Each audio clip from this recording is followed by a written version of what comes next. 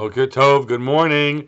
We continue with the 3-minute daily dose of Torah. We looked yesterday at the Rashi, quoting Rabbi Yitzchak, the very first Rashi in the Torah, about why the Torah begins here, why not begin later on in Parshat Bo with HaChodesh Hazel Lachem, the story of the mitzvos of the Torah. That's how Rashi reads it, and the response of Rabbi Yitzchak is that is to teach us our rights to the land of Israel. The Ramban approaches this differently. He actually quotes the Rashi. Says, Yesh lishol. But we could ask a question about that question. Ki tzorach gadol hu lahatchil haTorah b'Breishit bara Elohim. There's a great need to have our book begin with this statement that God created the world. Not just for the answer that's given because we have the rights that God owns the land and gave it to us.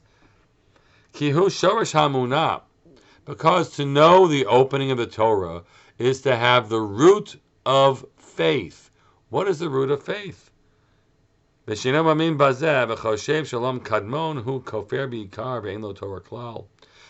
somebody doesn't believe in this, that God created the world, that instead believes that the world is just existed forever, came into being of its own, or just was always there, that is an act of heresy, and you have no Torah. You don't have a place in Torah at all.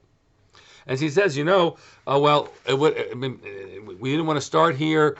The premise where we should start somewhere else is because this is so cryptic, and there's a sod gadol here. There is hidden mysteries on the story of Breishit that even though it's the shoresh emunah, it's the root of our faith, to know that God created our world, and that God is, and what we have is because God brought it into being. How that came to be can be so confusing, or attempting to understand it can be so hidden from us. Perhaps we should have just waited till Moshe Rabbeinu came along, and it wasn't clear to its most clear point.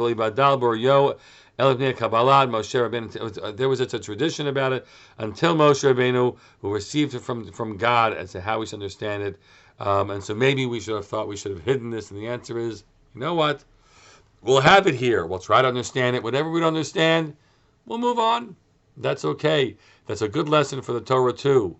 There are things that within the Torah that we might not, the rest of the Torah, that we might not be able to unpack and understand. So what should we say? We should hide it from the world. We should be as other variations of faith that said the Bible should only be in the hands of the people who have the most, the greatest education of it, and the deepest mystical sense of it. And the answer is no. The Torah is for everyone, for all of us. And here we're starting our year together again, studying this Torah together. Wishing you all a great day.